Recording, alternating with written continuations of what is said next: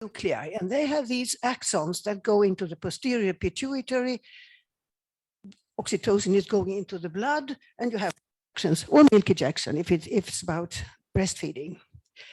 Now, these nerves you all know about, don't you? That it's a hormonal action of oxytocin.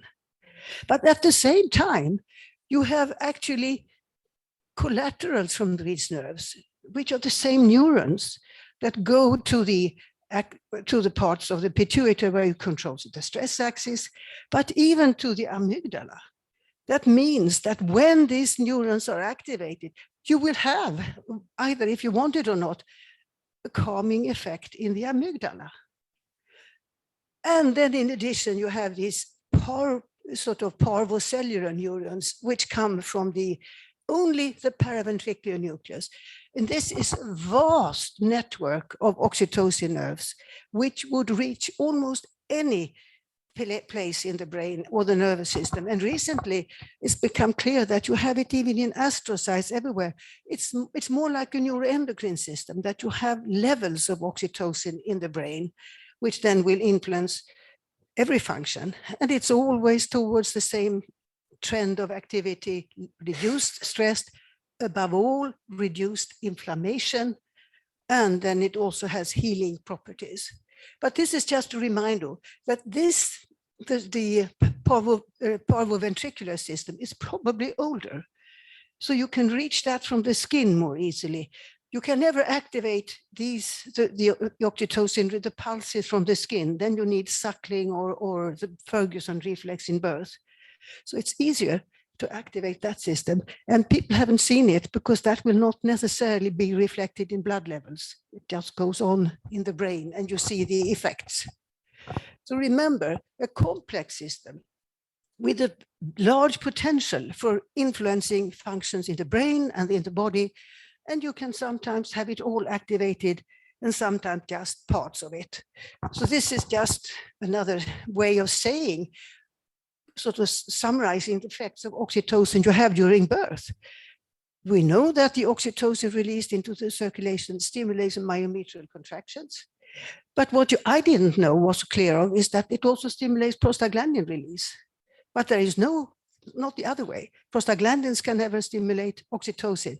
So oxytocin is more like the master system, that triggers all of these effects.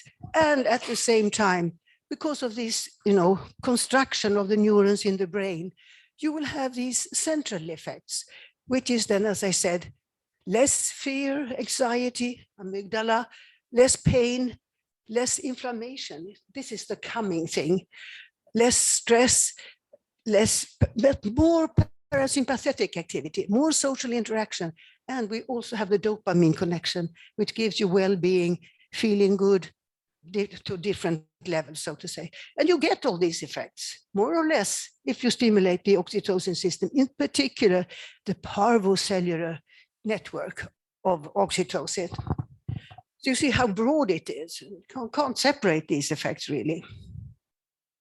So again, it's a separate system and activated by, more primitive stimuli, which is the baby after birth, for example, but probably also the mother who at the level of birth recedes to a more primitive physiological function.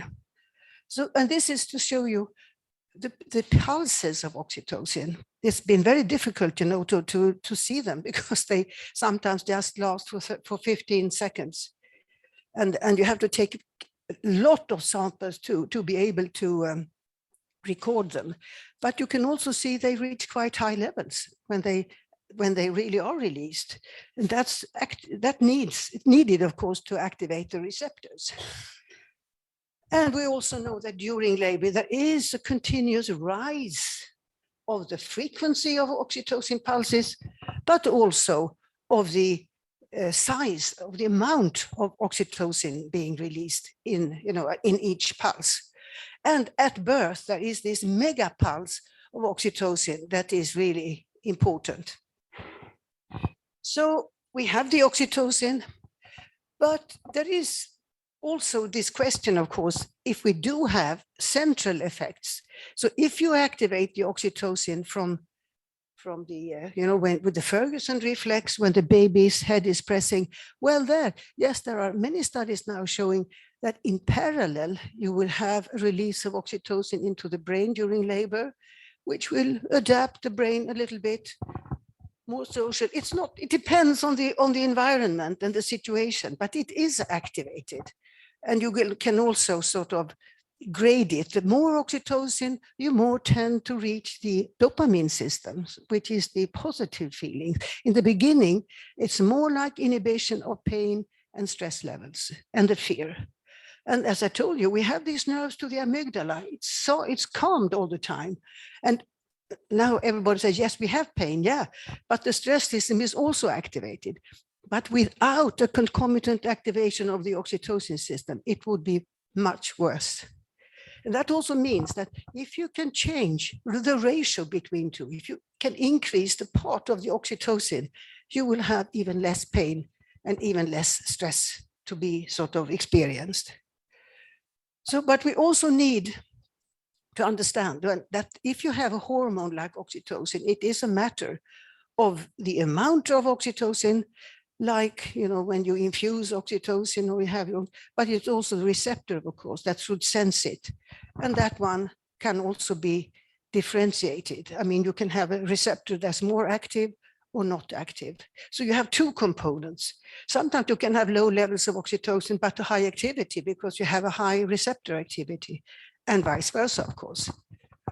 And of course, then the infusion system, when you infuse oxytocin, is extremely sort of concentrated on increasing the concentration. Whereas if you induce oxytocin release by touching, you change the activity in both of them, which is going to be far more efficient and more, I would say, more elegant. So this is just to show again that we have an autonomic innervation of the uterus, just like we have of every organ, a parasympathetic aspect and a sympathetic aspect. And the autonomic nervous system, this is some studies I found very recently because I had reason to go back and study old studies. And then I found that, of course, if you stimulate the parasympathetic nerve or the sympathetic, you get contractions without oxytocin. So it's possible to induce contractions without oxytocin. So it's probably cholinergic or some other receptor. But the other thing that was interesting is that if you can modulate stimulations, and then if you create an electrical stimulation or whatever, which is so low that you don't see any contractions, we call that subliminal. If you, upon that, infuse oxytocin in amounts that normally don't give anything, that doesn't give any contractions, you suddenly get contractions. So the sum of the two together can result in oxytocin contraction. And this also means that you can, by touch or anything that releases or activates the oxytocin system, you can get contractions without having more peaks because you probably make the system more active. And this is, so we have the oxytocin, and I would also like to say that oxytocin is interesting because it's linked to the opening of the cervix, like the opening of milk ducts. And then the contraction comes. You can't contract against closed doors. So if the arrangement in the milk ducts and in the cervix and the uterus and the mammary glands, it's completely analogous.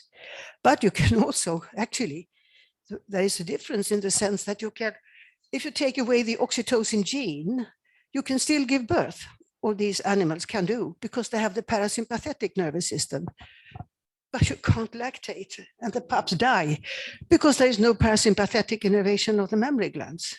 So you can't survive, but you can give birth without oxytocin. It's clumsy, takes time. Now this is another very, very important figure, I think, because this is really to show that we don't only have the influence coming from the up, stimulating oxytocin or stimulating contractions through the nerves. There is a feedback system, which is extremely important. And if you have so this is supposed to be some kind of a figure that shows the fetus and the uterus and the mother at the same time, what goes on during a contraction. So if you have a contraction, you will, of course, have a contraction of the muscles. And what happens then? Well, there will be less blood flow. And then there will be a different metabolism in the myometrium. And then, as a consequence of that, there will be a release, a feedback which stops the contraction, because it can't go on like that. You need the nutrients, you need the sugar, shouldn't be too acid. And of course, at the same time as you contract the blood for the uterus, you contract the blood for the fetus. So the contraction, which is a cause of sort of, say, oxytocin or whatever you use here, should be limited in time. Otherwise, this system will take too much time.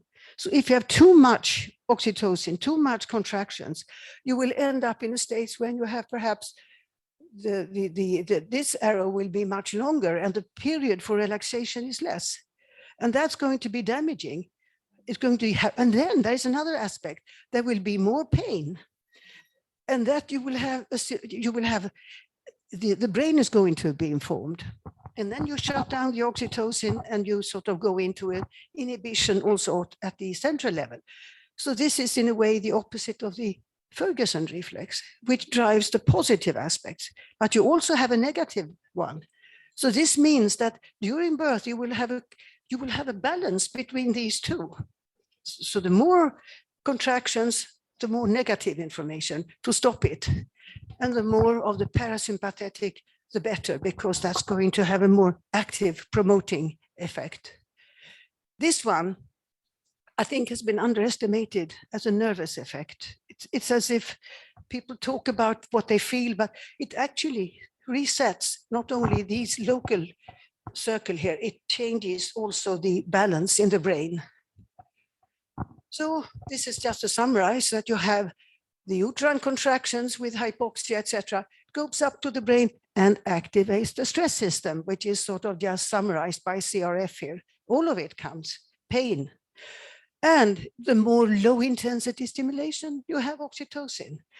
And since these two interact with each other, the more you have of that, the less you're going to have of that. More oxytocin, less stress, more stress, less oxytocin. So the balance is again very, very important.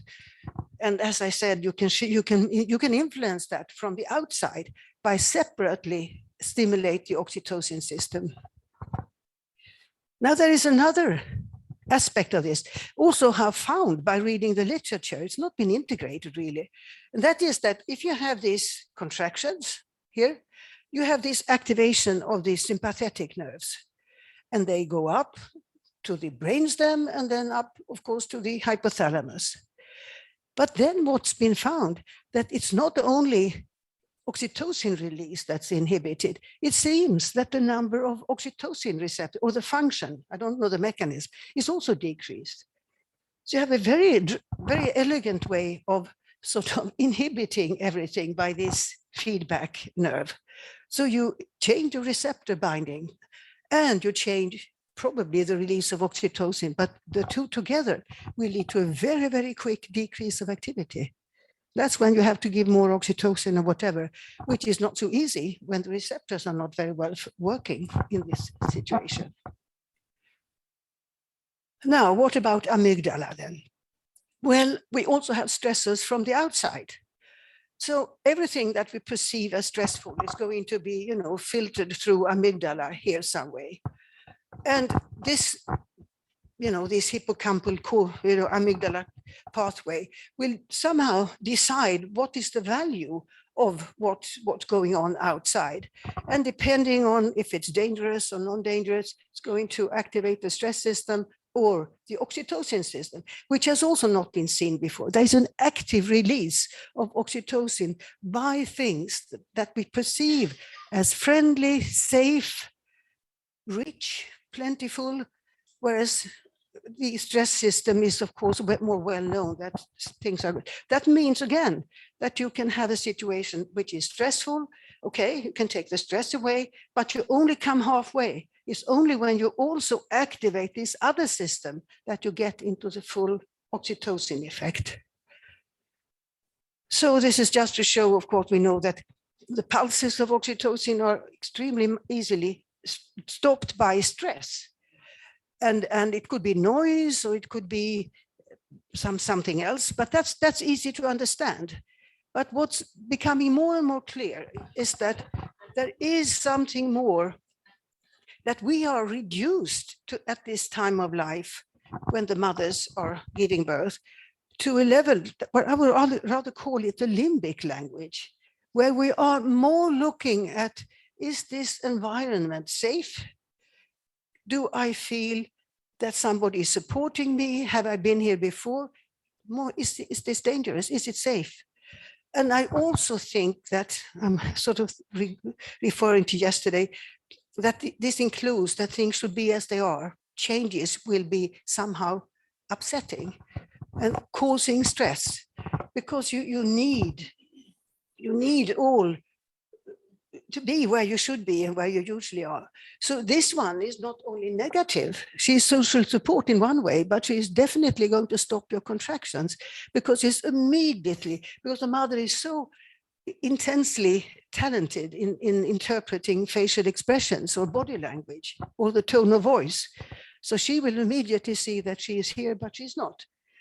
And then if you have this expression, you will not only be a person, you will even be maybe a person that stimulates something positive, the oxytocin in you, because the facial expression will make your brain feel safe and you will release your oxytocin. It's your own oxytocin, of course, but depending on what you see, you go between stress or you go between the oxytocin, which will then be, of course, linked to a quicker birth and to a better experience, because you have these, remember these axon collateral that went to the amygdala.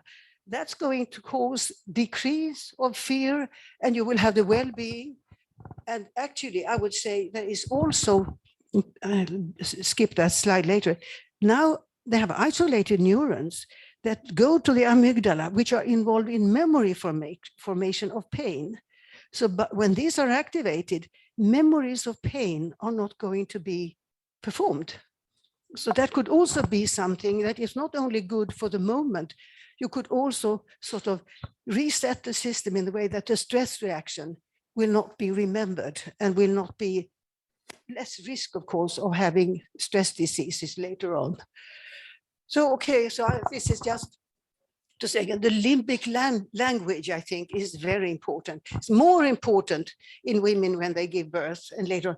I think it's always important. We always have these things. It's not specific for birth, but it seems to be driven to its extreme strength during these periods, because it's so important to be in a safe environment, really. And you can discuss a lot of consequences of this when you go to hospital and everything like that.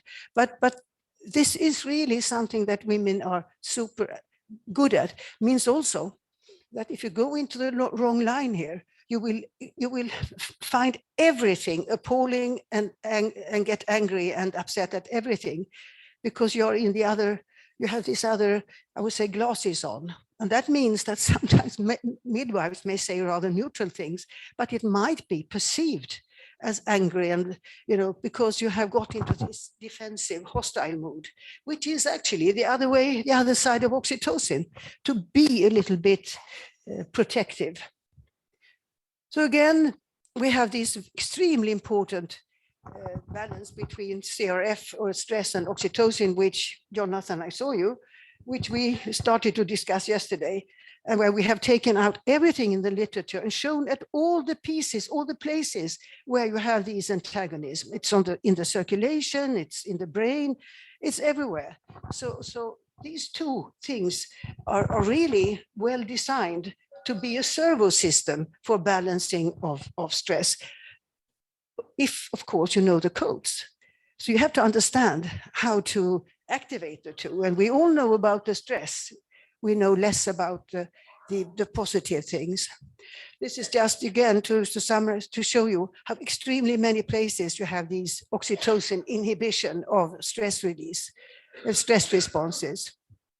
So it's a system, it's not a hormone, it's not a neurotransmitter, it's a system involving all of these effects which act together. And then of course, we have, as I said, we have these positive effects on labor because you reduce stress levels and you reduce all of these things that would possibly, antagonize labor, at least make the experience worse. So that, and then we have this one that it doesn't only decrease the experience of fear, pain, and stress, it also does it into the future because it has these amnesic effect, which probably corresponds to this effect in the amygdala, which is actually, it is activated by default. Because as soon as you activate the oxytocin neurons that release oxytocin to the blood, these axon collaterals are activated. So, which is a very elegant system you have. So, and of course, if you have oxytocin released in the amygdala, less fear, less pain, you change the memories. You don't, you remember, but you change the emotional context around it. And perhaps since you reduce the long-term effects, this might help to reduce the risk of postpartum reactions, stress reactions. And I think that fits very nicely because we know, for example, that social support and some of these very nice ways of helping mothers who give birth seem to have a protective effect against not only they feel better during birth, but there is a less risk, and also with skin-to-skin contact, of developing long-term consequences. And that's because the system is reduced, the stress is during this period, but that will have consequences for a long term. So you have and if you look at this, what does the social support do? Now, in a way, we all know, of course, social support is a general phenomenon. It's nothing particular of birth. You have it in psychology. Medicine hasn't really talked so much about it, but it is there. And it is about the oxytocin release from the parvocellular neurons. You don't see it in blood. And it would give you lower stress levels, less pain. You would feel a little bit better, and you would have the release of oxytocin there. But you also have a release of parasympathetic activity, and that will have a positive effect on the oxytocin receptors. So you will have two very positive effects of social interaction. So the doula is doing exactly the same as an oxytocin infusion, but in a much smarter way, because it is actually in the right, it will use the endogenous system with the right interval between the pulses, and in addition, it's going to make the receptors more sensitive. If you give infusions, you actually go into the opposite. So this is the real system. And then, of course, we know now that you can see that if you have a supportive person, you have the duration of labor shortens, there is less stress, and there is less use of medical interventions. But that's exactly the consequence of this, that you have an increase of the natural endogenous system, not more pulses, but more efficient pulses and more sort of activity at the receptor level. So you're just reinforcing the endogenous system instead of sort of more or less making it, inhibiting it, which you do if you give oxytocin infusions. And I think it's also about, it's not only about physical and mental, something about your own values and views and what you have in you, which can make you stay in the calm system. And of course, just a few words on skin to skin. it is the same, you know, like social support is just, this is between mother and baby, and it's more touch and skin to skin contact. Again, oxytocin from the parvocellular neurons, parasympathetic, less sympathetic, and all of these things happen at the same time. And what I would like to just to show is that this is quite a nice model, because this is the cutaneous nerves. You activate them by touch, light, pressure, warmth. Warmth is extremely important. If you touch with a cold hand, there is no effect. But there seems to be quite an interesting differentiating effect between 34, 36 degrees. We like these temperatures on the front. And then you have these, of course, these sensory nerves going up, and then you reach the oxytocin with one neuron. And of course, then you will get the oxytocin effects, the ones I showed you before. They will come because oxytocin, the paraventricular system doesn't necessarily differentiate between the different neurons. You get the full palette, and that's why you feel so well, and why why skin to skin is so important. And of course, and we also increase the parasympathetic nerve activity, of course, because we can't increase the pulsatile oxytocin release. But we do have this increase in the parasympathetic. We do have the increase in all the neurons coming from the parvocellular neurons. So it's the same as in social contact, I would say, but it's more, you can see it a little bit more clearly. It's more skinned. And I think this also tells us that the mothers probably has a better skin sensitivity during this period of life than she has normally, because she has a more primitive physiology, not only psychology, but also physiology. The brainstem mechanism are operating. Okay, so I would say that there is now a lot of data, you know, I'm not going into that labor may change the oxytocin system. I think that there is also, it's very likely that the skin to skin and social interaction of these kinds are more likely to do something, because they will actively activate the oxytocin system. And especially after birth, when you don't have the activity of the cortisol, of the stress system anymore, you can have an enormous effect of the oxytocin system, which can then have perhaps mediate some of these long-term effects that, Jonathan, we are going to write about in the next paper.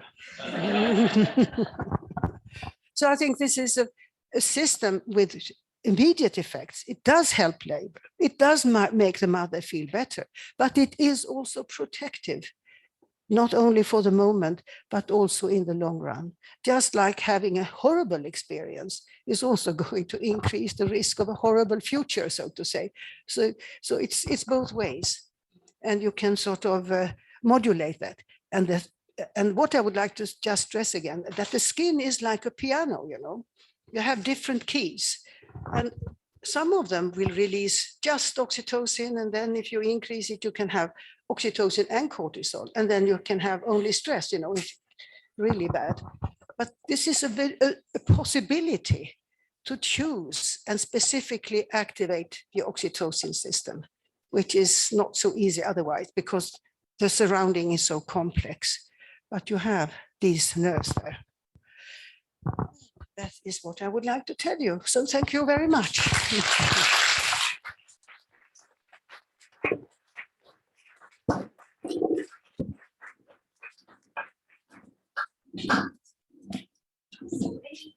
Questions? I've got lots of comments. I have from a midwifery perspective, for sure.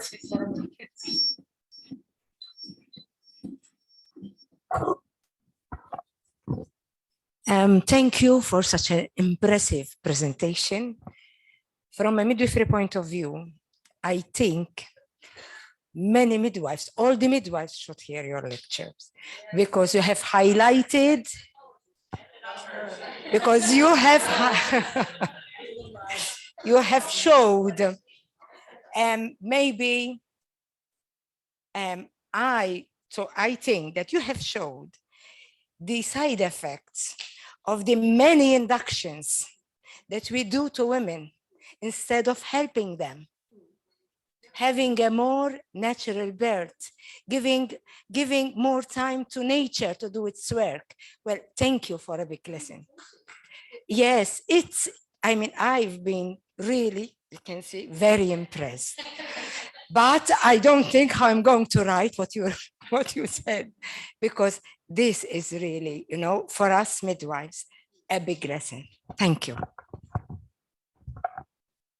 I'll go to the questions, Kerstin, and let you respond then, if that's okay. Thank you so much. I think you've set us all on fire. How does epidural anesthesia interfere with it or not? Sorry, I'm just going to give you the microphone for online. Thank you. The problem with all these interactions and interventions is that they somehow interfere with the oxytocin system. The epidurals, they anesthetize the sympathetic nerves, more or less. It's the meaning of it, which is not bad if you have too much of pain. But at the same time, it definitely blocks the input from the Ferguson reflex, which is the pulses which are linked to these activation of happiness and feeling better and the stress reduction. So you get a much more blunt experience probably of birth if you have an epidural, because you're not activating the dopamine and all these things which are naturally activated by the Ferguson reflex.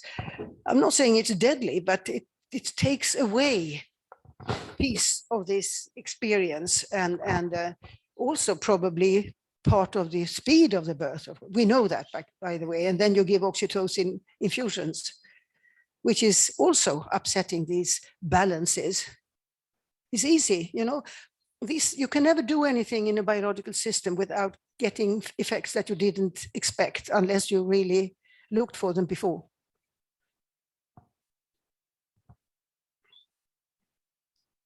It certainly explains a lot when we all seem to be surprised that epidural increased the length of labor, and it all became a bit of a shock, which is very strange.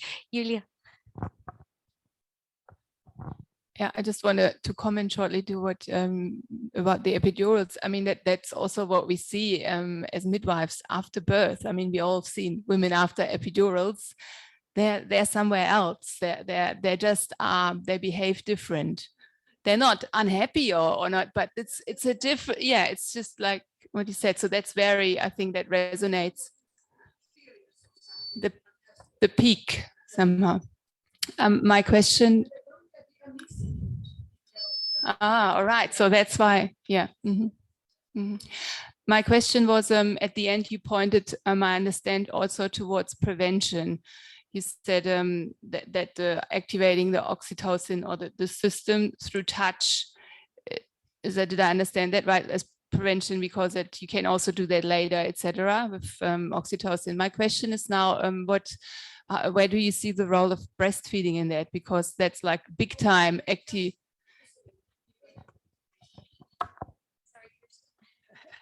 Breastfeeding, I think, is part of this pattern. Actually, it starts with pregnancy, and so it's a big physiological entity. But the breastfeeding is very efficient, and it's you don't receive that much oxytocin any time in life as you do that, and you also have the skin to skin. So I would rather say that we've seen a lot of negative effects of epidurals, personality-wise, and all these things. But if the mother is fully breastfeeding, these effects seem to disappear after some time, but it takes full breastfeeding. It's not about once a day, it's about, because that's when you get the real changes. Yeah, and repeatedly. So breastfeeding is just another variant of this model, you see, yeah.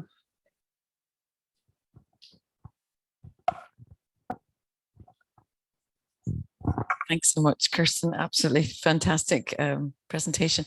Just one question. You said about the skin works like a piano, or there's a really lovely analogy. Just wondering, could you give us a little bit more information about what parts of the skin that should be massaged or touched? Had time to that. Within the skin or just underneath the epithelium, you have an enormous amount of sensory nerve endings. And these nerve endings respond to very light touch or to more tougher, you know, it's a gradual, they have different specialties, these receptors, and some of them respond to inflammation, pain, and warm temperature. We're not talking heat, that's bad. We're not talking cold, but these temperatures around 32 to 36 something seem to be extremely important. And that is the temperature of the mother's breast, the mother's skin at that time.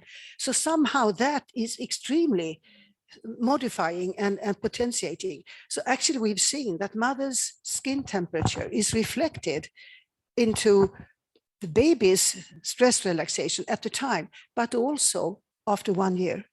So the temperature is probably also, you know, I also think that you have to consider, we have logical things, we can describe things, but there are some very basic physiological systems involved here. And temperature, I think personally, that temperature between 34, 30 is considered very nice for the babies. Maybe they trust the mother. She has something to give. She's warm. And then you have trust in a primitive sense, so to say. So you have, whereas we would be cold, they might think she's dead, you know? Yeah. So I think these signals are giving messages which are very profound. Sorry? I think so. I think, and you know, during breastfeeding, you also have the warmth. So I think it's very, very universal, but I didn't think of it until I saw it. And I went to a conference on swimming. And do you know that people who they have also teach mothers and their children to come together. They increase bonding. You know the temperature of water? 26. So 34. So it's exactly the same temperature. They found that. Yeah. So temperature is important. So you have this battery of sensory nerves in your under the epithelium, but in your skin. And depending on what you do, how much holding is more efficient. I don't believe in stroking here. I think it's the holding which is important. And then you tell the brain, I'm fine or not. Kerstin, thank you so much. I think that was fascinating and a great reminder that we're all absolutely amazing and we can now hug after COVID and stimulate our oxytocin. So that's a positive for me as a touchy-feely person. So thank you so much, Kerstin. Really appreciate it.